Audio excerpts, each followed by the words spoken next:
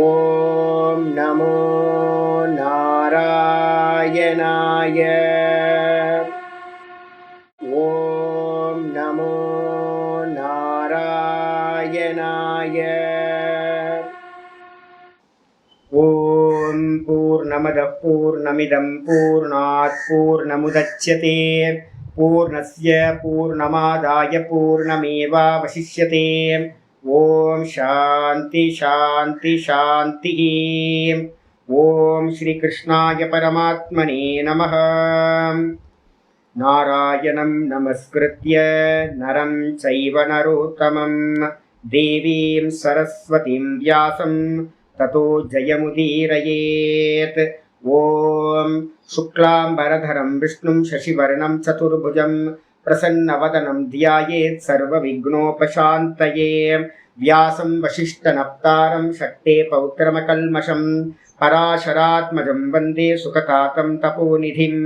வியாசாய விஷ்ணுரூபாய வியாசரூபாய விஷ்ணவே நமோ வை பிரம்மநிதயே வாசிஷ்டாய நமோ நமः. அவிகாராய சுத்தாய நித்யாய பரமாத்மனே சதைகரூபரூபாய விஷ்ணவே சர்வஜிஷ்ணவே. யஸ்ய ஸ்மரணமாத்ரேன ஜன்ம சம்சார பந்தனாத் விமுச்யதே நமஸ்தஸ்மை விஷ்ணவே பிரபவிஷ்ணவே. ஓம் நமோ விஷ்ணவே பிரபவிஷ்ணவே. ஓம் நாராயணம் மகாஜ்ஞேயம் விஸ்வாத்மானம் பராயணம். நாராயண பரோ ஜோதிராத்மா நாராயண பரஹ. நாராயண பரம் பிரம்ம தத்வம் நாராயண பரஹ. நாராயண பரோ த்யாதா தியானம் நாராயண பரஹ. யச்ச கிஞ்சித் ஜகத் சர்வம் திருஷ்யதே ஸ்ரூயதேபி வாம் அந்தர்பகிஷ்ச தத் சர்வம் வியாப்ய நாராயண ஸ்திதः.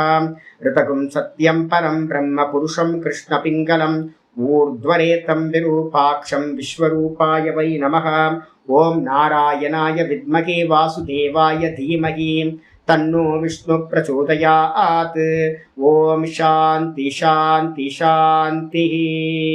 ஓம் ஸ்ரீ கிருஷ்ணாய பரமாத்மனே நமः. ஓம் ஹரி ஓம். நம்ம பார்த்துக்கிட்டு இருக்கிறது விஷ்ணு சகஸ்ரநாமத்தில் சங்கர பாஷ்யம் பார்த்துட்டு இருக்கோம். நேற்று 100வது ஸ்லோகம் பார்த்துருக்கோம். இன்னைக்கு 101வது ஸ்லோகம் ஆரம்பிக்கணும். இங்கிருந்து சங்கர பாஷ்யத்தோட ஆர்டரில் 114வது ஸ்லோகம். அநாதிர்பூர்புவோ லக்ஷ்மிஹி அநாதிர்பூர்புவோ லக்ஷ்மிஹி சுவீரோ ருச்சிராங்கதः சுவீரோ ருச்சிராங்கதः ருச்சிராங்கதः. ஜனனோ ஜனஜன்மாதிர் ஜனனோ ஜனஜன்மாதிர் பீமோ பீமபராக்கிரமः பீமோ பீமபராக்கிரமः.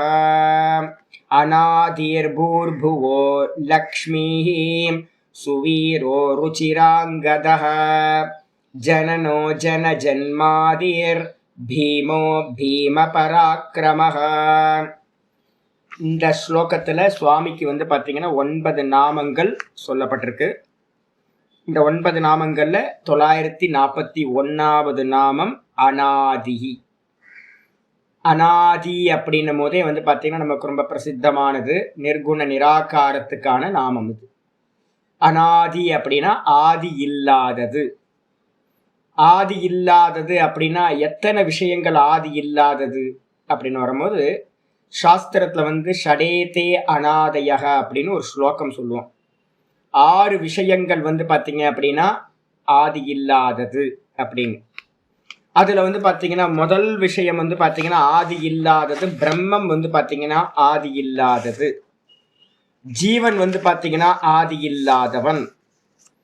அப்போ பார்த்தீங்கன்னா ஆதி இல்லாதது நமக்கு எப்போ நம்ம பிறந்தோன்னு தெரியாது. ரிஃப்ளெக்ஷன் கான்சியஸ்னஸ் அதுவும் ஆதி இல்லாதது.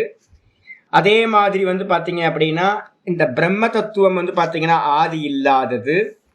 அதுக்கும் பார்த்தீங்கன்னா எப்போ ஆரம்பிச்சது அப்படின்னு பார்த்தீங்கன்னா தெரியாது.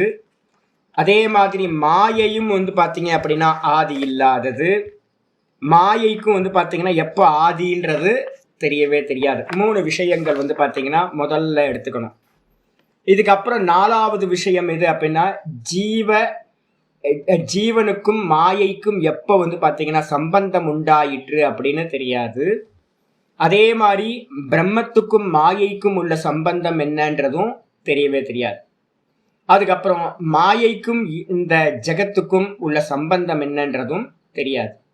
மொத்தம் 6 விஷயங்கள். இதுல பாட்டபேதம் இருக்கு. சில பேர் ஈஸ்வரனுக்கும் மாயைக்கும் உள்ள சம்பந்தம், சைத்தன்யத்துக்கும் மாயைக்கும் உள்ள சம்பந்தம் எப்போன்னு தெரியாதுன்னு சொல்லுவாங்க.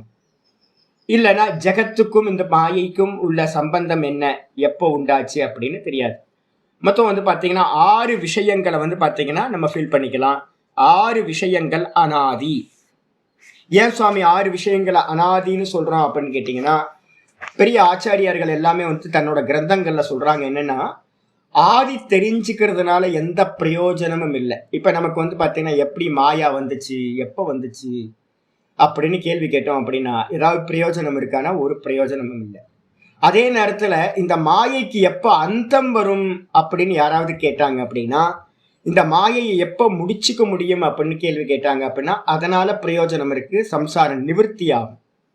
அப்ப அதனால ஆதி காரணம் தெரிஞ்சுக்கிறதுக்காக நீங்க ட்ரை பண்ணிக்கிட்டே இருந்தீங்க அப்படின்னா என்ன ஆகாது அப்படின்னா நீங்க முடிவுக்கு போகவே முடியாது.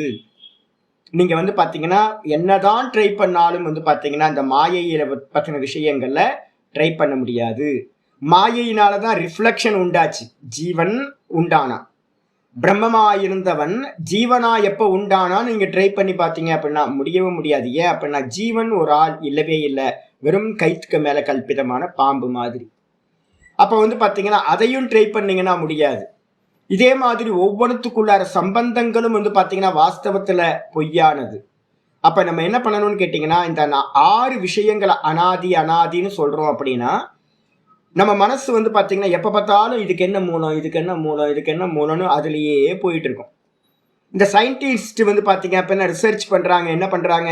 இந்த ஜெகத்துக்கு மூல காரணத்தை நோக்கி தானே எல்லா சயின்டிஸ்டும் ஒரு பக்கம், குவாண்டம் பிசிக்ஸ் எல்லாம் இப்போ வந்து பாத்தீங்கன்னா அதுலதான் ஒர்க் அவுட் பண்ணிக்கிட்டு இருக்கு. எல்லா பிசிக்ஸுமே வந்து பாத்தீங்க அப்படின்னா பிசிக்ஸ்ல இருக்கக்கூடிய எல்லா ரிசர்ச் பண்றவங்களும் வந்து பாத்தீங்கன்னா இந்த ஜெகத்துக்கு மூல காரணம் என்ன, இதைதான் வந்து பாத்தீங்கன்னா ட்ரை பண்ணிட்டு இருக்காங்க. இது எப்போ உண்டாச்சு? ஒவ்வொருத்தருக்கும் ஒவ்வொரு கால அளவு வந்து பாத்தீங்கன்னா இந்த பிக் பேங் தியரியை எடுத்து பார்த்தோம் அப்படின்னா அது ஒரு காலம் சொல்றாங்க. வாஸ்தவத்துல எல்லாத்துக்கும் வந்து ஒரு ஒப்பீனியன் வந்து பாத்தீங்க அப்படின்னா ரிசர்ச்ல வந்து அவங்கவுங்க ஒரு ஒப்பீனியன் சொல்றாங்க, தியரியா பண்றாங்க. இது எல்லாம் தேவையா அப்படின்னு கேட்டீங்கன்னா இது எல்லாம் வந்து பாத்தீங்கன்னா ஹம்பக், பெரிய ஹம்பக். என்ன காரணம் அப்படின்னு கேட்டீங்கன்னா முடிவுக்கு போகவே முடியாது, ஸ்டார்டிங் பாயிண்ட் உங்களுக்கு போகவே முடியாது. ஏன் அப்படின்னா இல்யூஷன், வேற எதுவும் இல்லை. அப்ப சாஸ்திரம் என்ன பண்ணுது அப்படின்னா இதை குறிச்சு ஆராய்ச்சி பண்ணாத அது நீ வந்து முடிவுக்கு போகவே முடியாது அப்படின்றதுக்காக ஒரு பேஸ்கெட்டை வச்சு அனாதி அப்படின்னு ஒரு பேரை போட்டு வச்சிருக்க. 6 விஷயங்களை தூக்கி அதுல போட்டு அப்ப என்ன ஆகும்? அனாதின்னு சொன்னதுக்கு பிறகு உங்க புத்தி வந்து பாத்தீங்கன்னா அதை குறிச்சு விசாரம் பண்ணாது. அப்ப மீதி இருக்கிற விசாரத்தை நம்ம வந்து பண்ண ஆரம்பிக்கலாம். அப்ப யூஸ்லெஸ்ஸா இருக்க முடிவு தெரியாத 6 விஷயங்கள். அதுல முதல் அனாதி எது அப்படின்னு கேட்டீங்கன்னா பிரம்மம். பிரம்மம் அனாதி. அனாதின்னு என்ன அர்த்தம்? ஆதி காரணம் இல்லாது. நான் 2 அனாதி வந்து பாத்தீங்கன்னா பகவத்கீதையில சொல்றோம். ஒன்னு பிரகிருதியும் அனாதி, இன்னொன்னு வந்து பாத்தீங்க அப்படின்னா எது இந்த பிரம்மமும் அனாதி. ஒன்னு சத்தியம் இருக்கிறது, ஒரே ஒரு வஸ்துவா இருக்கிறது, அதனால வந்து பாத்தீங்கன்னா அதுக்கு அப்பா அம்மா யாரும் இல்லை, ஆதி காரணம் இல்லை. அதே நேரத்துல 2வது பிரகிருதின்னு சொல்லக்கூடிய மாயை அனாதி. ஏன் அப்படின்னு கேட்டீங்கன்னா அது பொய். அப்ப பொய்யானதுக்கு வந்து ஆதி காரணம் இருக்காது. அதே மாதிரி ஏக்கமேவ அத்விதீயமா இரண்டற்ற ஒன்றா இருக்கிறதுக்கும் ஆதி காரணம் இருக்காது. அப்ப 2த்துக்கும் டிஃப்ரெண்ட், 2ம் அனாதி, ஆனா 2த்துக்கும் டிஃப்ரெண்டான காரணங்கள் இருக்கின்றன அப்படின்னு வந்து பாத்தீங்கன்னா சொல்லுது. அதனால பரமாத்மா அனாதியானவர் அப்படின்னு அர்த்தம். அதுக்கப்புறம்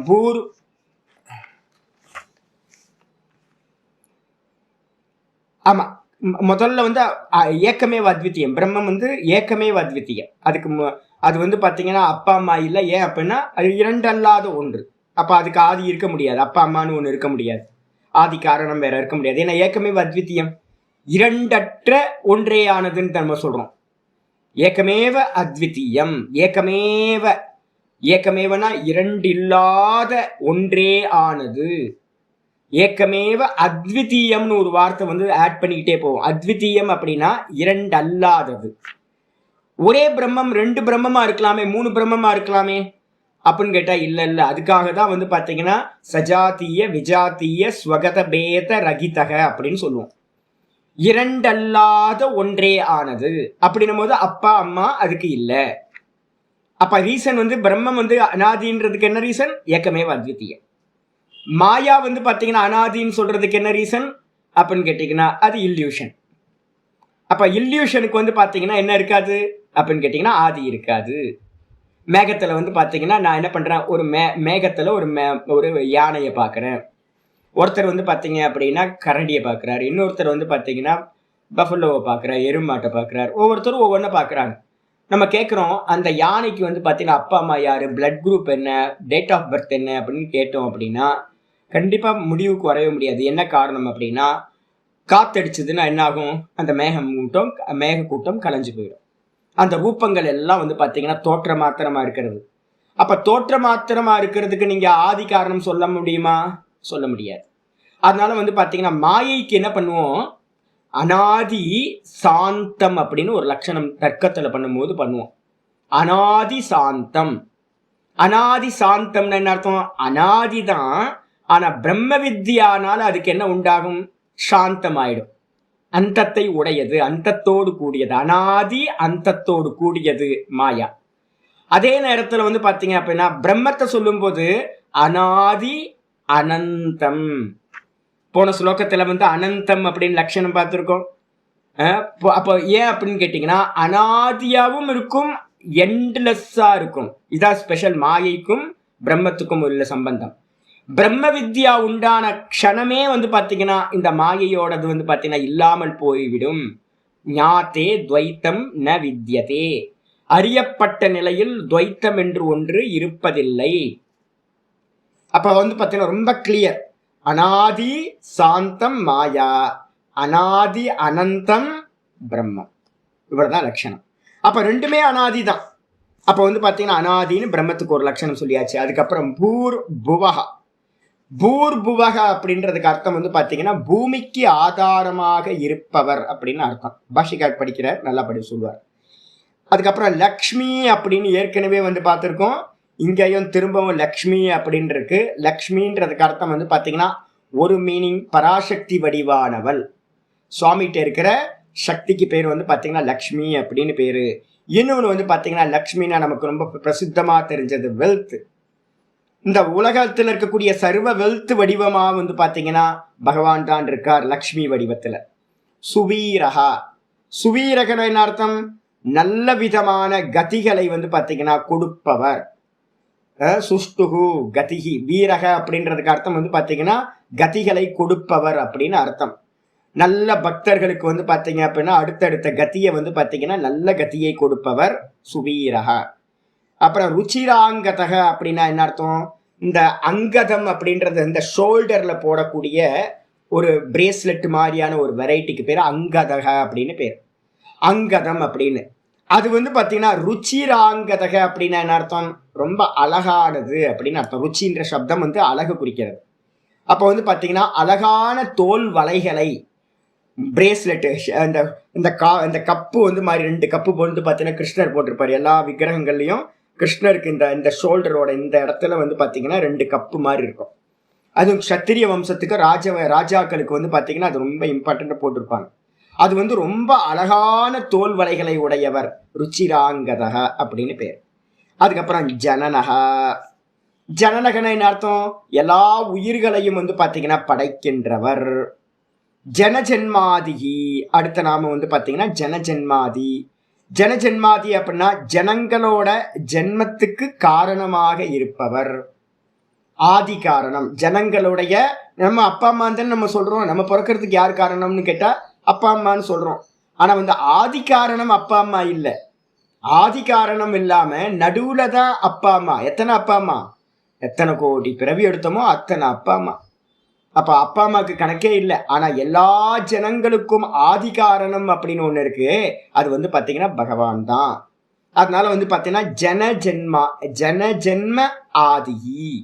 ஜனஜென்மாதி, ஜனஜென்மங்களுக்கு, ஜனங்களுடைய ஜென்மத்திற்கு ஆதி காரணமாக இருப்பவர் ஜனஜென்மாதி. அதுக்கப்புறம் பீமகா, பீமக அப்படின்னு என்ன அர்த்தம்? இந்த உலகத்தை எல்லாத்தையும் பயப்படுத்துபவர். எது மூலமா? மரணத்தை கொடுக்கறது மூலமா. எல்லாத்துக்கும் மரணத்தை கொடுக்கிறார். என்ன அப்படின்னா யமரூபத்துல சுவாமி தான் இருக்கார். அதனால பாத்தீங்கன்னா எப்போ நம்மளுடைய இந்த தேகம் போயிடுமோ, எப்போ உயிர் போயிடுமோ அப்படின்னு பயந்துகிட்டே இருக்கிறாங்க ஜனங்கள் எல்லாம். அதனால பீமகன்னு பேரு, பயப்படுத்துபவர். அதுக்கப்புறம் பீம பராக்கிரமக, பீம பராக்கிரமகன் என்ன அர்த்தம்?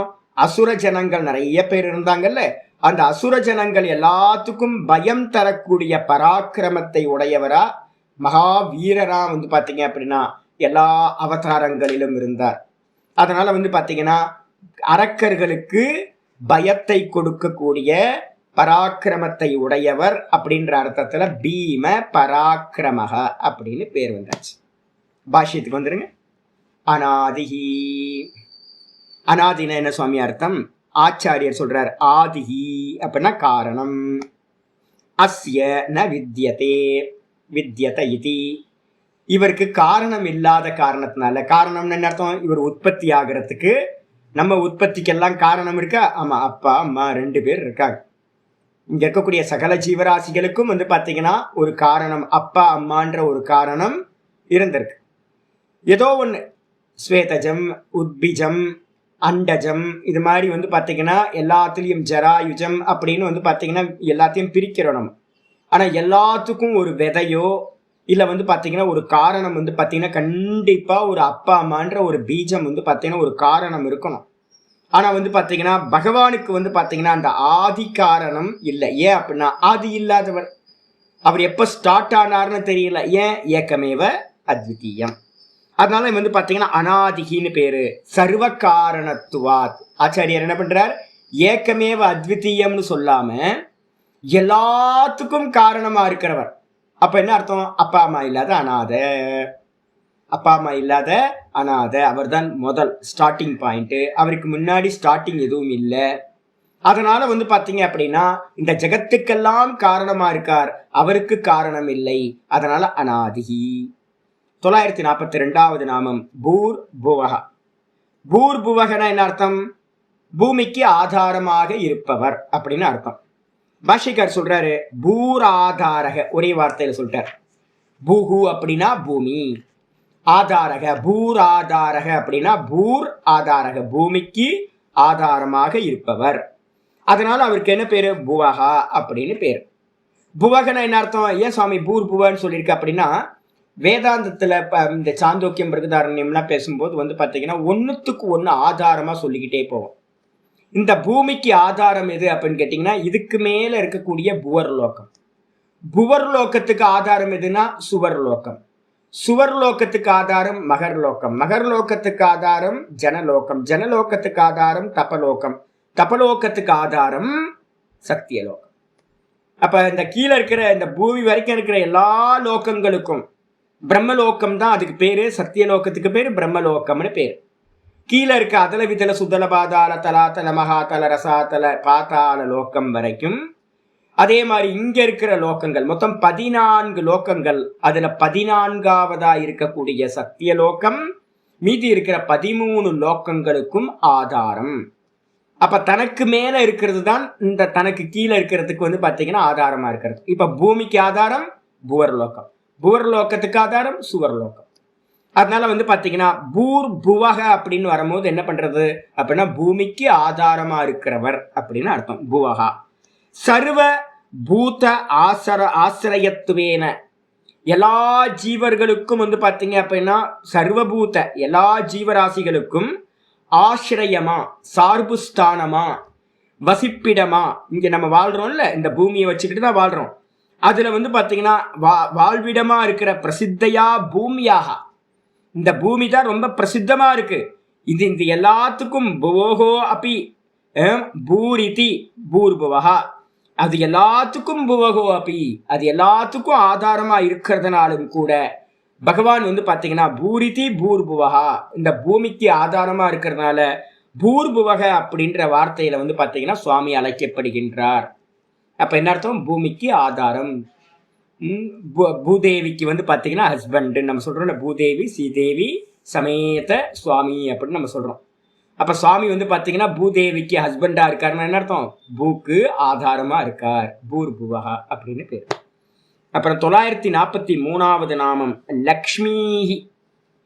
தீர்க்கம் லக்ஷ்மிஹி அப்படின்னு என்ன அர்த்தம்? லக்ஷ்மி வடிவாக இருப்பவர். பாஷ்யக்கார் சொல்றார் அத்தவா ந கேவலம் அசௌ பூர்புவகா. ஆச்சாரியர் போன நாமத்தோட வந்து பாத்தீங்கன்னா கனெக்ட் பண்றார். வெறுமனே வந்து பாத்தீங்கன்னா சுவாமி எப்படிப்பட்டவர் அப்படின்னு கேட்டீங்கன்னா, இந்த பூன்னு சொல்லக்கூடிய பூமிக்கு ஆதாரமா இருக்கக்கூடியவர் மட்டுமல்ல, பூர்புவக மட்டும் இல்லை. அப்ப கூட என்ன சேர்த்துக்கணும்? பூர்புவோ லக்ஷ்மிஹின்ற வார்த்தையை சேர்த்துட்டீங்கன்னா சோபாச்ச இதி புவோ லக்ஷ்மிஹி. அந்த ஆதாரமா இருக்கிறவர் எப்படி இருக்காருன்னா லக்ஷ்மின்ற சப்தம் சோபையை குறிக்கிறது. ஒரு அம்மா வந்து பார்த்தீங்க அப்படின்னா நிறைய ஜுவல்ஸ்லாம் போட்டுட்டு அப்பப்போ கோயிலுக்கு யாராவது வருவாங்க, நான் பார்ப்பேன். பார்த்தா அப்படியே சோபா அப்படின்னா ஒரு பிரகாசம், நல்ல ஜுவல்ஸ்லாம் போட்டுக்கிட்டு, நல்ல நெக்லஸ்ஸு அது இதெல்லாம் கையிலெல்லாம் தங்க வலையெல்லாம் போட்டுக்கிட்டு, பட்டு புடவையெல்லாம் கட்டிக்கிட்டு ஒரு அம்மா அப்பப்போ வந்து பார்த்தீங்கன்னா கோயிலுக்கு வருவாங்க. பார்த்தீங்கன்னா அந்த கோயிலே வந்து பார்த்தீங்கன்னா பிரகாசிக்கும் அப்படியே. அது என்ன அர்த்தம் அப்படின்னு கேட்டிங்கன்னா சோபா. சோபான்னு என்ன அர்த்தம்? அந்த மேலே வந்து பார்த்தீங்கன்னா ஒரு பிரகாசம் உண்டாகுது இல்லை. மற்ற ஸ்திரீகள்லாம் நார்மல் சாரீ கொஞ்சம் சாதாரண ஜுவல்ஸ் போட்டுட்டு வரும்போது அது இருக்காது. நிறைய நகைகள் போட்டோன்னு ஒரு சோபை உண்டாகுது பார்த்தீங்களா? அதே மாதிரி வந்து பார்த்தீங்கன்னா பூமிக்கு ஆதாரமா இருக்கக்கூடிய அந்த பகவான் எப்படிப்பட்டவரா இருக்காருன்னா லக்ஷ்மியா இருக்கார். அப்படின்னா என்ன அர்த்தம்? சோபையோட சுவாமி விளங்குகிறார். ஒரு க்ளோ இருக்கு சுவாமியை சுத்தி வந்து பார்த்தீங்க அப்படின்னா ஒரு க்ளோ வந்து பார்த்தீங்கன்னா ஒரு பிரகாசம் இருக்கு. அதனால வந்து பார்த்தீங்கன்னா புவோ லக்ஷ்மிஹி அப்படின்னு அர்த்தம் எடுக்கலாம். இந்த புவோன்ற முன்னாடி சப்தத்தோடு சேர்ந்து புவோ லக்ஷ்மிஹி அப்படின்னு எடுத்தீங்கன்னா பூமிக்கு ஆதாரமா இருக்கிற சுவாமி பிரகாசமா இருக்கார் அப்படின்னு எடுத்துக்கலாம். அத்தவா இல்ல அப்படின்னா பூஹு புவர்லோக, பூகுனா பூர்லோக. பூனா என்ன எடுக்கணும்?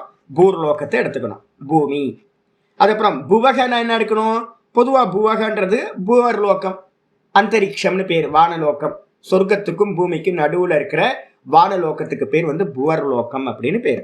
லக்ஷ்மினா என்ன எடுக்கணும் அப்படின்னு கேட்டீங்கன்னா ஆத்ம வித்யா அப்படின்னு லக்ஷ்மிக்கு அர்த்தம் நிறைய எடுக்கிறோம். போன ஸ்லோகத்துல லக்ஷ்மின்றதுக்கு அர்த்தம் பராசக்தின்னு எடுத்துட்டோம். இந்த இடத்துல லக்ஷ்மின்றதுக்கு அர்த்தம் சோபான்னு பிரகாசத்தை எடுத்தோம். இப்ப மூணாவது மீனிங் சொல்றார் ஆச்சாரியார். லக்ஷ்மின்றதுக்கு அர்த்தம் வந்து பாத்தீங்கன்னா வித்யாவை எடுக்கணும், ஆத்ம வித்யா.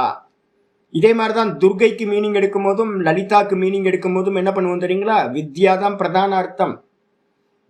நம்ம அதனால்தான் வந்து கேனோபனிஷத்துல வந்து பாத்தீங்க அப்படின்னா அம்பாள் வந்து பாத்தீங்கன்னா எப்படி வருவா. அம்பாள் வந்து பாத்தீங்கன்னா வித்யா சுரூபினியா வந்து பாத்தீங்கன்னா இந்திரனுக்கு காட்சி கொடுப்பா. அப்ப வந்து பாத்தீங்கன்னா மகாவித்யா, ஸ்ரீவித்யான்றது வந்து பாத்தீங்கன்னா மகாவித்யா, பிரம்ம வித்யா அப்படின்னு பேர். ஆச்சாரியர் அதை கொண்டு வர்றார். லக்ஷ்மின்றதுக்கு அர்த்தம் வந்து பாத்தீங்கன்னா ஆத்ம வித்யா. ஆத்ம வித்யாச்ச தேவித்வம் இது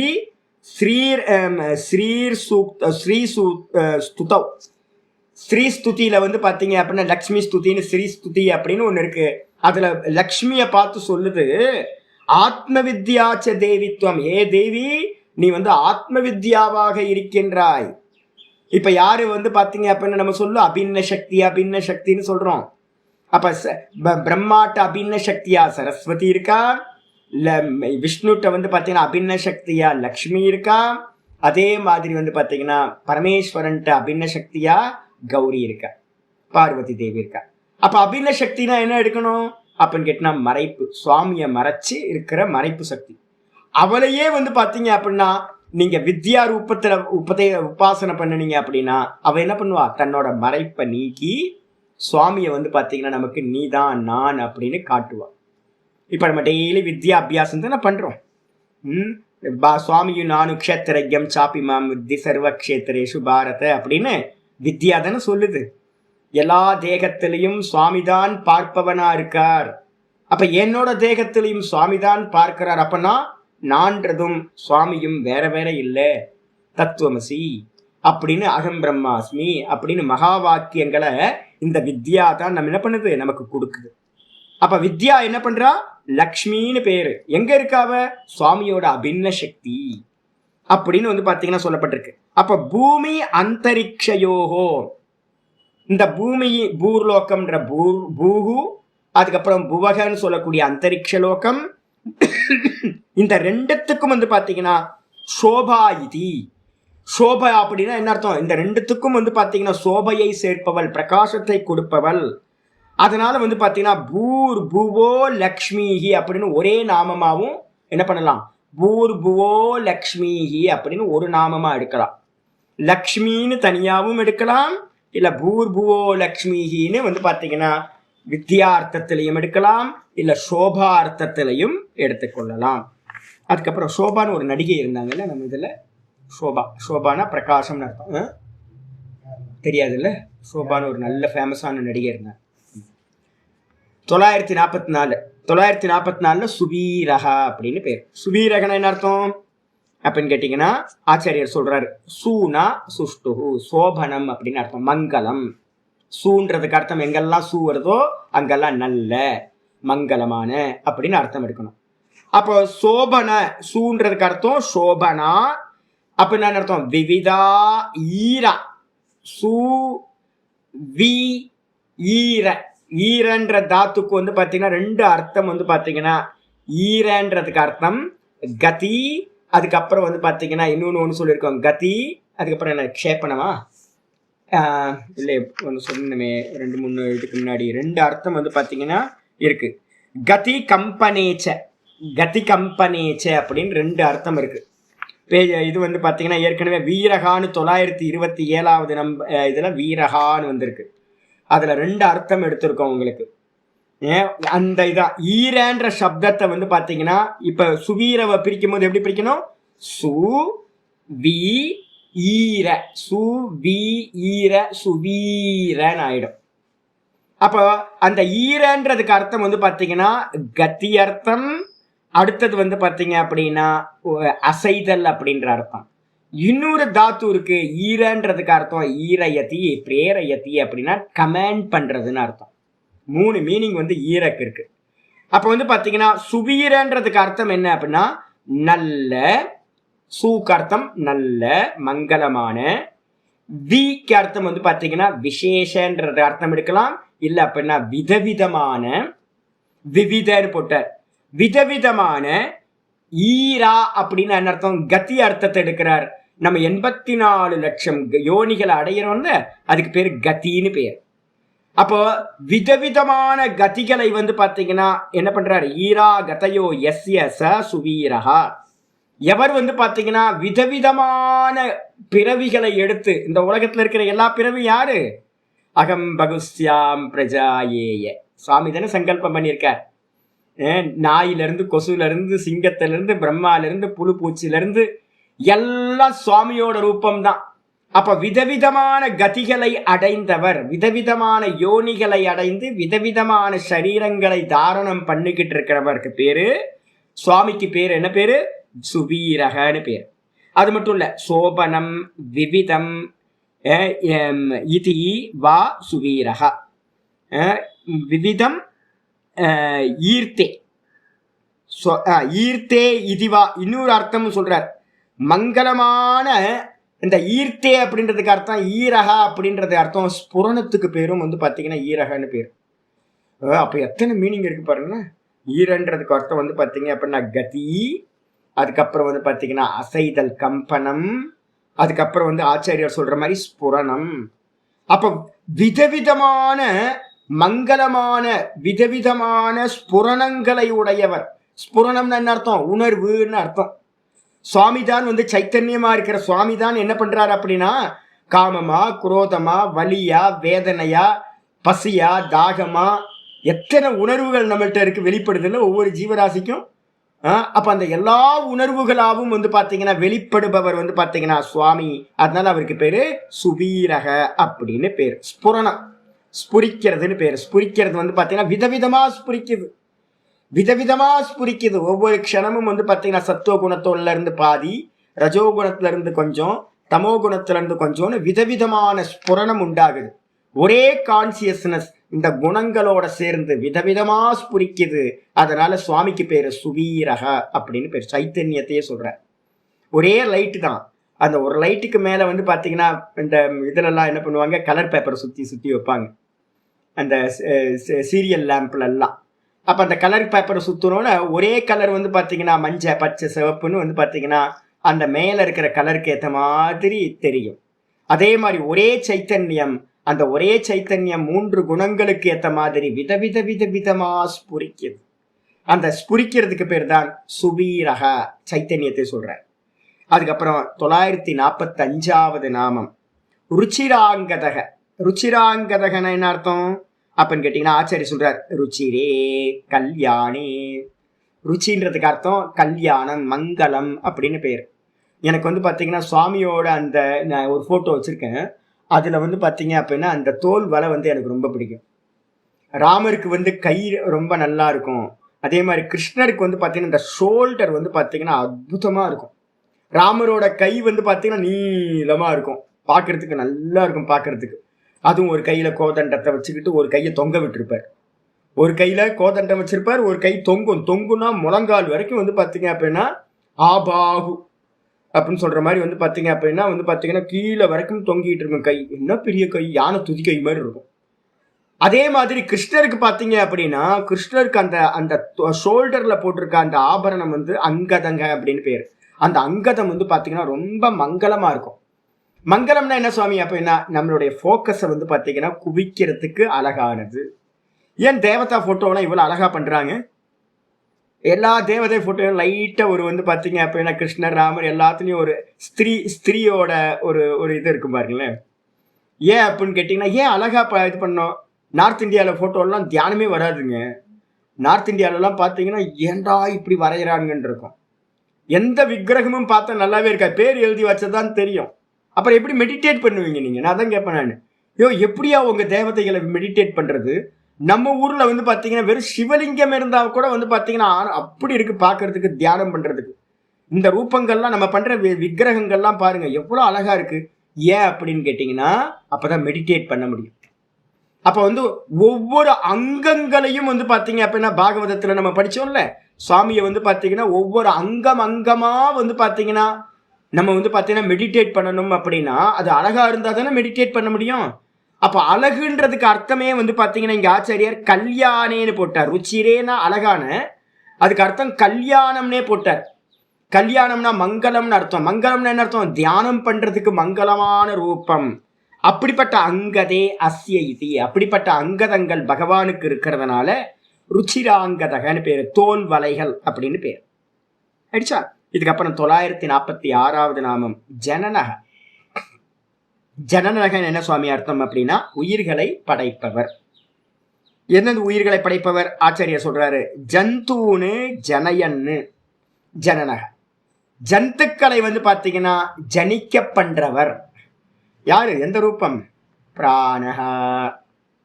பிராணன் தானே மூத்தவன் அப்படின்னு நம்ம சொன்னோம். நம்ம ரெண்டு அர்த்தம் வச்சுக்கணும். நம்ம 13வது சாப்டர்ல பார்த்துட்டு இருக்கோம்ல, என்ன அப்படின்னா பீஜ பிரதபிதா. சுவாமி என்ன அப்படின்னா ஈஸ்வரன் வந்து பாத்தீங்கன்னா என்ன பண்றார், இப்ப நம்ம வந்து பாத்தீங்க அப்படின்னா இதை எடுத்துக்கிறோம். உயிர் போகும்போது எப்படி போகுது அப்படின்னா வெறும் பிராணன் மட்டும் வெளியில கிளம்பும். என்ன எக்ஸாம்பிள் சொல்லுது? ராணி தேனியோட எக்ஸாம்பிள். ராணி தேனி வந்து ஒரு கூட்டுல இருந்து ஒரு இடத்துல இருந்து வெளியில கிளம்பும் போது அதுக்கு பின்னாடியே வேலைக்கார தேனிகள்லாம் எப்படி போகுமோ அதே மாதிரி ஒரு சரீரத்திலிருந்து ஜீவன் வந்து பாத்தீங்கன்னா பிராண ரூபத்துல வெளியில கிளம்பும் போது அந்த பிராணனோடு சேர்ந்து வந்து பாத்தீங்கன்னா 17 தத்துவங்கள் வந்து பாத்தீங்கன்னா சூக்ஷ்ம தேகம்னு பேர். பஞ்ச ஞானேந்திரியம், பஞ்ச கர்மேந்திரியம், பஞ்ச மகாபூத்தங்கள், தன்மாத்திரைகள், இந்திரியங்களுக்கு ஆதாரமா இருக்கிற பஞ்ச தன்மாத்திரைகள் மொத்தம் வந்து பாத்தீங்க அப்படின்னா 15. கூட வந்து பாத்தீங்கன்னா புத்தி, மனம், புத்தி 17. 19 சொல்லணும்னு என்ன பண்ணோம்? இதே சேர்த்துக்கணும், சித்தம் அகங்காரத்தை சேர்த்தீங்கன்னா 19. இந்த 19 தத்துவங்களும் என்ன பண்ணுவோம் அப்படின்னு கேட்டீங்கன்னா இந்த பிராணன் இந்த சரீரத்தை விட்டு கிளம்பும் போது கூடவே இதுவும் வெளியில கிளம்பி போகும். அப்ப வந்து பாத்தீங்கன்னா இதோட வந்து பாத்தீங்கன்னா பிருகதாரண்யம் இன்னும் ரொம்ப நல்லா சொல்லுது, பிராண சரீரகன்னு சொல்லுது. பிராண சரீரம்னா என்ன அர்த்தம்? இந்த பிராணன் வந்து பார்த்தீங்கன்னா ஹிருதயத்துக்கு வந்து சேர்ந்துடும். முக்கிய பிராணன் இந்த பிரான்ச் இருக்குல்ல, அப்ப பிராண அப்பான வியான உதான சமானன்னு இந்த மொத்தம் 5 வாயுக்களா பிராணன் தான் தன்னை 5ஆ பிரிச்சுக்கிட்டு இந்த சரீரம் ஃபுல்லா வியாபிச்சிருக்கு. மரண காலத்துல என்ன பண்ணும் அப்படின்னா எல்லா வாயுக்களும் வந்து பார்த்தீங்கன்னா தன்னோட முக்கிய பிராணன் அப்படின்னு சொல்ற ஒரே பிராணனா வந்து சேர்ந்துடும். எங்க? ஹிருதி பிராணக, ஹிருதயத்துல இருக்கிற பிராணன், முக்கிய பிராணன். அந்த ஹிருதயத்துல வந்து சேர்ந்ததுக்கு பிறகு அந்த பிராணனுக்குள்ளார வந்து பார்த்தீங்கன்னா பிராணன் தான் ஒரு கவர். அந்த கவருக்குள்ளார வந்து பார்த்தீங்கன்னா கர்மேந்திரியம், ஞானேந்திரியம் எல்லாம் வந்து பார்த்தீங்க அப்படின்னா அந்த 5 பிராணனும் வந்து சேரும்போது கூடவே வந்து பார்த்தீங்கன்னா அந்த அந்தந்த தேகத்தோட பார்ட்ல இருக்கிற இந்திரியங்களும் சேர்ந்து என்ன பண்ணும், அந்த ஒரு பிராணனுக்குள்ளார பிரவேசம் ஆயிடும். இப்போ வியானவாயு வியாபிச்சிருக்கு. வியானவாயு வந்து பார்த்தீங்கன்னா சரீரம் ஃபுல்லா வியாபிச்சிருக்கிற வியானவாயு ஹிருதயத்துக்கு வந்து சேரும்போது அது என்ன பண்ணும், கூடவே வந்து பார்த்தீங்கன்னா சரீரம் ஃபுல்லா இருக்கிற தொடு உணர்ச்சி இருக்குல்ல, ஸ்பர்ஷேந்திரியம், அதையும் கொண்டுட்டு வந்து பார்த்தீங்கன்னா பிராணனுக்குள்ளார வந்துடும். இப்போ பிராணவாயுன்னு ஒரு தனியா ஒன்று இருக்கு, பிரான்ச்சா. அது எங்க இருக்கு அப்படின்னா முகே, இந்த முகத்துல வந்து பார்த்தீங்கன்னா பிராணன் இருக்கு. 2 கண்ணு, 2 மூக்கு, 2 ஒரு வாயி, 2 காது, மொத்தம் 7 துவாரம் இருக்கா. அப்ப இங்க இருக்கிற பிராணன் ஹிருதயத்துக்கு போகும்போது என்ன பண்ணும் அப்படின்னா இங்க இருக்கிற எல்லா இந்திரியங்களுடைய சேர்ந்து உள்ள போய் லயமாயிடும். அப்ப பிராணன் உள்ள போய் சேரும் போது கண்ணு காது மூக்கு வாயின்ற எல்லா இந்திரியங்களும் அதுக்குள்ளார போயிடும். இந்த வியானன் உள்ள போய் சேரும் போது ஸ்பர்ஷேந்திரியம் உள்ள போயிடும். கூடவே வந்து பாத்தீங்க அப்படின்னா கர்மேந்திரியங்கள் எல்லாம் சேர்ந்து உள்ள போயிடும். கை காலு எல்லாம் வந்து பாத்தீங்கன்னா அசைக்க முடியாம வந்து வியான வாயு வந்து போயிடுச்சு அப்படின்னா பேரலைசிஸ் அட்டாக் ஆன மாதிரி எல்லா அங்கங்களும் வந்து பார்த்தீங்கன்னா செயலிழந்து போயிடும். இது மாதிரி பஞ்ச பிராணன்களும் முக்கிய பிராணனுக்குள்ளார வந்து ஒரே ஒரு பிராணன் ஆகும்போது அதுக்குள்ளார எல்லா தத்துவங்களும் 19 தத்துவங்களும் உள்ள வந்துடும். உள்ள வந்ததுக்கு பிறகு வந்து பார்த்தீங்கன்னா இப்போ என்ன அந்த ரூபம் தெரியும், பிராணன், அவ்வளோதான். அப்போ ஜீவன் எப்படி இருப்பான் அப்படின்னா பிராணன் மாத்திரமா இருப்பான், ஜீவாத்மா. இந்த ஜீவாத்மா வந்து பார்த்தீங்கன்னா என்ன ஆகுது, இந்த சரீரத்தை விட்டு வெளியில கிளம்புது. யதா கர்ம யதா சுருதம். எந்த விதமா கர்மம் பண்ணியிருந்தோமோ, எந்த விதமா உபாசிச்சிருந்தோமோ அதுக்கேற்ற மாதிரி இங்க இருந்து கிளம்புது. இப்ப என்ன ரூபம் வந்துடும் நமக்கு, பிராண ரூபத்துக்கு ஜீவன் வந்து பிராண ரூபமா இருப்பான். இந்த ஜீவன் இந்த பிராண ரூபமா இருக்கிறது தான் பீஜம் அப்படின்னு பேரு, ஹிரண்ய கர்ப்பன். இந்த பிராணன் தான் சமஷ்டி பிராணனா இருக்கும் போது அவனுக்கு பேரு ஹிரண்ய கர்ப்பன், கர்ப்பம். அதுதான். அப்போ இந்த பிராணன் எந்த சரீரத்தை அடையணும்னு யார் தீர்மானிக்கிறா? யாராவது ஒரு சூப்பர்வைசர் ஒருத்தர் இருக்கணுமா? கர்மபல தாத்தா ஈஸ்வரன். அப்ப ஈஸ்வரன் என்ன பண்றாரு அப்படின்னா இந்த பிராணன் இந்த சரீரத்தை விட்டுருச்சு, இந்த பிராணன் எந்த யோனியில போய் சேரணும், அதுக்கு என்ன கர்மா, எந்த அடுத்த சரீரம் என்ன அப்படின்னு சுவாமி தான், ஈஸ்வரனா இருக்கிறவர் தான் என்ன பண்றாரு, கர்மபல தாத்தான்னு பேரு, அவ்யக்த மூர்த்தியா இருக்கிறவர். அவர் என்ன பண்றாரு அப்படின்னு கேட்டீங்கன்னா இந்த பிராணனை கொண்டுட்டு போய் ஒவ்வொரு யோனிக்கும் கர்மத்துக்கு ஏற்ற மாதிரி மாத்தி மாத்தி வச்சுக்கிட்டே இருக்கார். அதனால அப்பா யாருன்னு கேட்டா வந்து பாத்தீங்கன்னா பீஜ பிரத பிதா ஈஸ்வரர். இந்த பீஜம் எது அப்படின்னு கேட்டீங்கன்னா பிராணன். பீஜம் பிராணன். ஆனா எங்க போய் சேரும் யாருக்கு தெரியும், ஈஸ்வரனுக்கு மட்டும்தான் தெரியும். அப்ப வந்து பாத்தீங்க அப்படின்னா ஜனனக அப்படின்றது வந்து பாத்தீங்கன்னா என்ன அர்த்தம் அப்படின்னு கேட்டீங்கன்னா உயிர்களை படைப்பவர். ஒண்ணு வந்து அப்பாவா எடுத்துக்கிட்டீங்கன்னா வந்து பாத்தீங்க அப்படின்னா ஈஸ்வரன் பீஜ பிரதக, அவர் தான் வந்து பாத்தீங்கன்னா ஹிரண்ய கர்ப்பரா பிராண ரூபத்துல எல்லா ஜீவராசிகளுக்கு உள்ளாரையும் முதல் பெர்சனா வந்து பாத்தீங்கன்னா உள்ள போய் ஜீவனத்தை கொடுக்கிறார் நமக்கு. அப்போ ஜனனக அப்படின்றதுக்கு அர்த்தம் ஈஸ்வரன் பிளஸ் ஹிரண்ய கர்ப்பர் 2 பேரையுமே இங்க வந்து பாத்தீங்கன்னா எடுத்துக்கொள்ள வேண்டும். அதான் ஜந்தூனு ஜனயன், இந்த ஜனங்களை எல்லாத்தையும் படைப்பவர். ஏன் படைக்கிறவருக்கு வந்து பார்த்தீங்கன்னா 2 அர்த்தம் ஏன் சுவாமி சொல்றீங்க அப்படின்னா இந்த நிர்குண நிராகாரம் மாயையோடு சேர்ந்து ஈஸ்வரன் ஆகுது. ஈஸ்வரன் ஆனச்சு, ஆனால் வந்து பார்த்தீங்கன்னா நிர்குணம் நிராகாரம், எந்த ஒரு ஃபார்மும் வரல. அதே நேரத்தில் வந்து குணங்கள் வந்து பார்த்தீங்கன்னா சகுனம் ஆயிடுச்சு, மாயையோடு சேர்ந்தோன்னு நிர்குணம் சகுனம் ஆயிடுச்சு, ஈஸ்வரன் வந்தாச்சு. அப்போ அந்த ஈஸ்வரனுக்குள்ளார ஒரு சங்கல்பம் உண்டாகுது, அகம் பகுஸ்யாம் பிரஜாயேய. சங்கல்பம் உண்டான மாத்திரத்தில் அவர் என்ன பண்றாரு, ஐயோ எனக்கு எதுவுமே படைக்கிறதுக்கு தெரியவே தெரியாது, எனக்கு யாருமே இல்லையே அப்படின்னு. இப்போ எந்த காரியம் பண்றதா இருந்தாலும் ஏதோ ஒருத்தர் வேணும்ல. இப்போ நான் பண்ற எல்லா காரியத்துக்கும் வந்து பார்த்தீங்கன்னா நாத பிரம்மம் தான் எல்லா காரியத்தையும். இப்போ நம்ம சுவாத்தியாயம் நல்லா போகுதுன்னா அது காரணம் வந்து கரெக்ட் கரெக்டா வந்து பாத்தீங்கன்னா ஒரு நாள் மிஸ் ஆகாம அவர் வந்துகிட்டு இருக்கார். இப்ப நான் பாருங்க, நான் லேட்டு, 1 மணி நேரம் லேட்டு நானு. ஆனா அவர் வந்து முன்னாடி நிக்கிறார். எதுக்கு இவர் முன்னாடி வந்தார் அப்படின்னு அவர் நிக்கிறார். என்னைக்கு ஒரு நாள் கூட வந்து பாத்தீங்கன்னா மிஸ் ஆனதே இல்லை. ஒரு நாள் லீவ் போட்டிருப்பீங்களா? 4 வருஷத்துல ஏதோ ஒரு நாள் ஒரு கிளாஸ், ஒரு நாள் இல்ல, ஒரே ஒரு கிளாஸ் 4 வருஷத்துல பாடம் ஆரம்பிச்சு 4 வருஷம் ஒரே ஒரு கிளாஸ் தான் லீவ் போட்டிருக்காரு. அப்ப வந்து பாத்தீங்கன்னா யாரோ ஒருத்தர் சர்வார்த்த அதிகாரி, சர்வார்த்தகாரியா என்ன பண்ணணும், ஒருத்தர் இருக்கணும். அப்ப ஈஸ்வரனுக்கு வந்து பாத்தீங்கன்னா யாரு அந்த ரெப்ரசன்டேட்டிவ் அப்படின்னு கேட்டீங்கன்னா ஹிரண்ய கர்ப்பர் தான் ரெப்ரசன்டேட்டிவ். அப்ப ஹிரண்ய கர்ப்பர் தான் என்ன பண்றாரு அப்படின்னா, பிரஷ்னோபனிஷத்துல 6வது பிரஷ்னம் சொல்லுது, என்ன பண்றாரு அப்படின்னா, எது இருந்தால் நான் இருப்பேனோ, எது இந்த சரீரத்தை விட்டு போனா நானும் கூடவே போவேனோ, அது மாதிரி எனக்கு ஒரு மீடியம் வேணும் அப்படின்னு பிராணனை சிருஷ்டி செய்தார். அந்த பிராணன் தான் வந்து பாத்தீங்கன்னா மற்ற எல்லாத்தையும் சிருஷ்டி செய்தது. அப்ப என்ன பண்ணணும், எல்லாத்தையும் சிருஷ்டி பண்ணது யாருன்னு கேட்டா பிராணன். அந்த பிராணனையும் சிருஷ்டி செய்தது யாரு அப்படின்னு கேட்டீங்கன்னா யாரு, ஈஸ்வரன். அந்த பிராணன் வாஸ்தவத்துல அவர் சிருஷ்டி பண்ணாரானா இல்ல, சிருஷ்டி பண்ணல, ஈஸ்வரனோட ஷேடோ.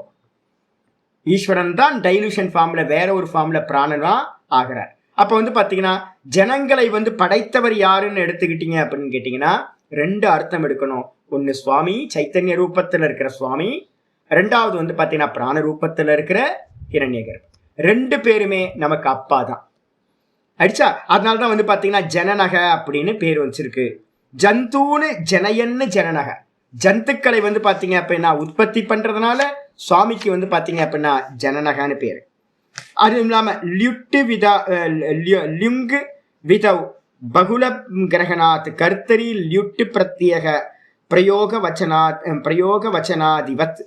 இது வந்து பாத்தீங்கன்னா பாணினி சூத்திரத்துல வந்து கிருத்திய லிட்டோ பகுலம் அப்படின்னு ஒரு சூத்திரம் இருக்கு. பகுலம்னு ஒரு குரூப் இருக்கு. அந்த பகுலத்துல கிராமர் ரூலு யாரும் வந்து ரொம்ப இது பண்ணிக்காதீங்க. அந்த பகுலத்துல வந்து பாத்தீங்க அப்படின்னா பிரயோக வச்சனத்தை போல லிட்டு பிரத்யேகம் வந்து பாத்தீங்கன்னா சேர்க்கப்பட்டுள்ளது அப்படின்னு வந்து ஆச்சாரியர் கிராமர் ரூல் ஒன்று சொல்றார். இதுக்கு அடுத்து வந்து 947வது நாமம் ஜனஜென்மாதிகி அப்படின்னு பேர். ஜனஜென்மாதினா என்ன சுவாமி அர்த்தம் அப்படின்னு கேட்டீங்கன்னா ஜனங்களோட உற்பத்திக்கு காரணமானவர். திரும்ப அதே தான், ஜந்துக்கள் எல்லாத்துக்கும் உற்பத்திக்கு காரணம் ஜனநகன்னு பேர் சொன்னோம். இப்ப வந்து பாத்தீங்கன்னா ஜனங்கள், ஜந்துக்கள், இங்க ஜனங்கள், ஜனங்களோட உற்பத்திக்கு ஆதி காரணமாக இருப்பவர். ஆதி காரணம்னு என்னது ஆச்சாரி சொல்றாரு, ஜனசிய, இந்த ஜனங்கள் இருக்காங்கல்ல, ஜனங்களுக்கு, ஜனிமதோ, ஜனசிய ஜனிமதோ, ஜனிமதோ அப்படின்னா ஜென்மத்தை உடைய ஜனங்களுக்கு. ஜென்மத்தை உடையன்னு அர்த்தம், பிறக்கின்ற உற்பத்தி அடைகின்ற ஜனங்களுக்கு. நம்ம எல்லாம் உற்பத்தி ஆயிருக்கோம்ல, ஜனிமத்து, நம்ம எல்லாம் வந்து பாத்தீங்கன்னா பிறக்கின்ற இயல்புடையவர்கள், உற்பத்தி ஆகிற இயல்புடைய ஜனங்களுக்கு. ஜென்மனா உத்பவம், உற்பத்திக்கு உத்பவக தஸ்ய ஆதி. நம்ம உற்பத்திக்கு எல்லாத்துக்கும் வந்து பாத்தீங்கன்னா ஆதி காரணம் எதுவோ, ஆதினா என்ன அர்த்தம், மூல காரணம். மூல காரணம் யாரு அப்படின்னு கேட்டீங்கன்னா இது ஜென்ம ஜென்மாதி. அப்ப வந்து பாத்தீங்கன்னா என்னோட அப்பா அம்மா இல்ல, என்னோட அப்பா அம்மா மூல காரணம் இல்ல, பின்னாடி ஈஸ்வரன் தான் வந்து பாத்தீங்கன்னா நம்மளை வந்து எந்தெந்த யோனியில போய் பிறக்கணும்னு பகவான் தீர்மானிக்கிறார். அதான் பீஜ பிரதப்பிதா அப்படின்னு நம்ம வந்து கீதால பார்த்துருக்கோம்ல, 13வது சாப்டர்ல 14வது சாப்டர்ல. அப்ப வந்து பாத்தீங்கன்னா வாஸ்தவத்துல பகவான் தான் நமக்கு அப்பாவும் அம்மாவும். எந்த தாயுமானாய் தந்தையும் நீயே தாயும் நீயே. அப்ப வந்து பாத்தீங்கன்னா சுவாமியை பத்தி பாடுறதெல்லாம் வந்து பாத்தீங்க அப்படின்னா ஒரே ஆள் தான், அவர் தான் அப்பா, அவர் தான் அம்மா. உண்மையிலேயே அவர் தான் ஆதி காரணம் நமக்கு. இந்த வந்து போற அப்பா அம்மா எல்லாம் வந்து நிறைய கோடிக்கணக்கான அப்பா வந்தாச்சு, கோடிக்கணக்கான அம்மா வந்தாச்சு, இவங்கெல்லாம் ஆதி காரணம் இல்லை. அப்ப வந்து பாத்தீங்கன்னா ஈஸ்வரன் மட்டும்தான் ஆதி காரணம். அதனால அவருக்கு என்ன பேரு, ஜனஜென்ம ஆதிகி, ஜனங்களுடைய ஜென்மத்துக்கு ஆதி காரணமாக இருப்பவர், மூல காரணமா இருக்கிறவர். அதுக்கப்புறம் 948 பீமகா. பீமகன்றது ஈஸ்வரனுக்கு ஒரு முக்கியமான பேர். ஏன் அப்படின்னு கேட்டீங்கன்னா வந்து பாத்தீங்கன்னா ஆச்சாரியார் வந்து சொல்றார், பீமகனா என்ன அர்த்தம் அப்படின்னா பயஹேத்துத்வாத் பீமகா. பயஹேத்துத்வாத், ஆமா ஈஸ்வரன் வந்து பாத்தீங்கன்னா பயத்துக்கு காரணமா இருக்காராம். ஏன் அப்படின்னு கேட்டீங்கன்னா 2 அர்த்தம். இங்க கூட வந்து பாத்தீங்கன்னா ஒண்ணு சைத்தன்யம், இன்னொன்னு பிராணன், ரெண்டுத்தையும் எடுத்துக்கலாம். என்ன சைத்தன்யம் அப்படின்னு கேட்டீங்கன்னா உங்களுக்கு வந்து பாத்தீங்கன்னா எக்ஸிஸ்டன்ஸே வந்து எதை வச்சுக்கிட்டு இருக்கு, நம்மளோட இருப்புத்தன்மை எதை வச்சிருக்கு அப்படின்னா வந்து பாத்தீங்கன்னா சைத்தன்யத்தை வச்சுதான் நம்ம இருக்கோம். அப்ப வந்து பாத்தீங்கன்னா எப்ப நினைச்சாலும் வந்து பாத்தீங்கன்னா இந்த உணர்வு போயிடுமோ, உணர்வு தப்பி போயிடுமோ. நம்ம உணர்வு தப்பி போறது தானே மரணம்னு நம்ம சொல்றோம். மரணம் என்னது? கான்சியஸ்னஸ் போயிடுச்சு. கான்சியஸ்னஸ் எப்ப போகும்? பிரஷ்னோபனிஷத் சொல்லுது, பிராணன் வெளில கிளம்புனா அப்ப வந்து பாத்தீங்கன்னா சைத்தன்யமும் வெளில கிளம்பிடும். அப்ப மீடியம் எது? பிராணன். பிராணன் கிளம்பல. பிராணன் கிளம்புறது வந்து பாத்தீங்கன்னா முக்கியம் இல்ல, சைத்தன்யம் தான் அது மாதிரி பிளான் பண்ணிருக்கு. சைத்தன்யம் கிளம்பணும்னா பிராணனை வச்சுக்கிட்டு மீடியத்தை வச்சுட்டு வெளியில கிளம்புது. அப்ப பிராணன் போச்சுன்னா சைத்தன்யம் போயிடுச்சு. அப்ப நம்ம பயப்படுறதெல்லாம் ஏன் பயப்படுறோம் அப்படின்னா, ஒண்ணு பிராணன் போயிடுமோன்னு பயப்படுறோம். பிராணன் போச்சுன்னா என்னாச்சு? சைத்தன்யம் போயிடும், உணர்வு போயிடும், இந்த பாடி டெட் பாடி ஆயிடும். அப்ப நம்ம எல்லாருக்கும் பயம் இருந்துகிட்டே இருக்கு. எதை வச்சு பயம் அப்படின்னா, இந்த மொத்த ஜெகத்துக்கும் இறந்து போயிடுவோம், அதான் பயம். இறத்தல்னா என்ன அர்த்தம்? சைத்தன்யமும் இந்த பிராணனும் வெளில கிளம்பிடுமோன்னு பயம். இல்லைன்னா ஒருவேளை வந்து பாத்தீங்கன்னா சில பேருக்கு பிராணன் இருக்கும், ஆனா உணர்வே இல்லாம இதுல கோமால இருக்காங்கன்னு வச்சுங்க, வருஷக்கணக்கா. அப்ப வருஷக்கணக்கா கோமால இருக்கவங்களா இருக்காங்க. அப்படி இருக்காங்கன்னா என்ன யூஸ் சொல்லுங்க, யோசிச்சு பாருங்க. அப்ப நமக்கு என்னன்னு கேட்டீங்கன்னா, நான் பிரார்த்தனை பண்ணுவேன், எப்பவுமே பிரார்த்தனை பண்ணுவேன், நினைவு தப்பிடக்கூடாது சுவாமி, நினைவு தப்பிடக்கூடாது. எப்பவுமே நினைவோட, இந்த பிராணன் பிரியும் போது கூட நம்ம என்ன பண்ணணும்? நினைவோட போகணும், ஸ்புரணத்தோட இருந்து உயிர் பிரியணும். அப்ப ஸ்புரணம் தான் வந்து பாத்தீங்கன்னா பகவான். அப்ப வந்து பிராணன் பிரியும் போது கூட ஸ்புரணம் இருக்கணும்ன்ற, ஸ்புரணம் போச்சு செத்ததுக்கு சமானம்.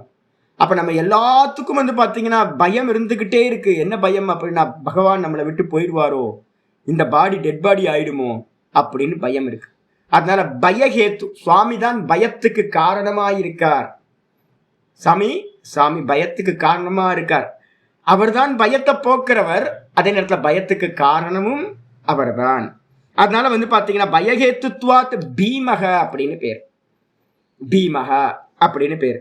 பீமாதயோ அபாதானி இது நிபாதனாத்.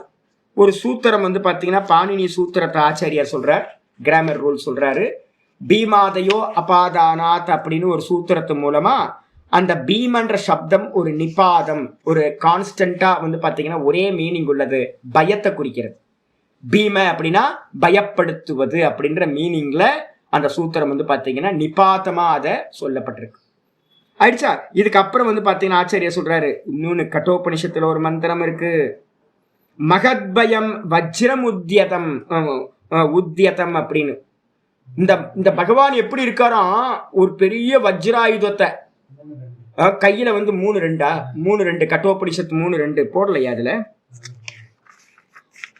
அதுல போடல பாருங்க. அந்த கொட்டேஷன் வந்து பாத்தீங்கன்னா 3-2 கட்டோபனிஷத்து 3-2. மகத்பயம் வஜ்ரம் உத்தியதம். சாமி எப்படி தெரியுங்களா இருக்காரு? கசாப்பு கடைக்காரனா இருக்காராம்.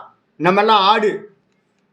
சாமி வந்து பாத்தீங்கன்னா ஒரு பெரிய, அந்த பழைய படத்துல எல்லாம் பாத்தீங்கன்னா அரக்கர்கள் ஒரு பெரிய கத்தியை தூக்கி வச்சிருப்பான், பெருசா இருக்கும். வந்து நம்ம எங்கேயுமே அது மாதிரி கத்தியை பார்க்க முடியாது, பெருசா இருக்கும், இவ்வளவு அகலமா இருக்கும், இவ்வளவு ஹைட்டா இருக்கும். இந்த ஒரு ஆளை வந்து பாத்தீங்கன்னா கொல்றதுக்கு வந்து தலைக்கு மேல கரெக்டா உட்கார வச்சு ஒரு ஆட்டை வெட்டுற மாதிரி டும்னு வெட்டுறது. சுவாமி நம்ம தலைக்கு மேல வந்து பாத்தீங்க அப்படின்னா வஜ்ராயுதத்தை தூக்கி வச்சுக்கிட்டு நிக்கிறாராம். எல்லா தலைக்கு மேலையும், எறும்புல இருந்து ஆரம்பிச்சு பிரம்மா வரைக்கும் வந்து பாத்தீங்கன்னா சுவாமி தலைக்கு மேல கத்திய தூக்கி வச்சுக்கிட்டு நிக்கிறார். எப்ப வேணாலும் அந்த கத்தி என்ன ஆகலாம், நம்ம கழுத்துல இறங்கலாம். அப்ப வந்து பாத்தீங்கன்னா சர்வ ஜீவராசிகளுக்கும் எப்ப போயிடுமோ சுவாமி, எப்ப கழுத்துல கத்திய இறக்கிடுவாரோ, அவரு எங்க போயிடுவாரோ, உயிரை பறிச்சிருவாரோ அப்படின்னு இருக்கு. வியாச பாஷ்யத்துல வந்து பாத்தீங்கன்னா சொல்லியிருக்கு, எல்லா ஜீவராசிகளோட உச்சி குடுமியும் சாமியோட கையில இருக்கு. யமன் வந்து பாத்தீங்க அப்படின்னா குடுமியை பிடிச்சிக்கிட்டு நிக்கிறான்.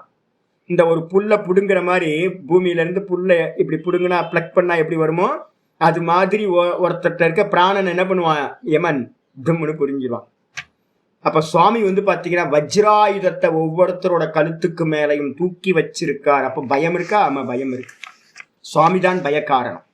அதுக்கப்புறம் 949வது நாமம் பீம பராக்கிரம. பீம பராக்கிரமன்னா என்ன அர்த்தம் சுவாமி அப்படின்னு கேட்டீங்கன்னா, ஆச்சாரியார் சொல்ற பீமனா நம்ம இப்ப பயம்னு இப்பதான் பார்த்தோம்.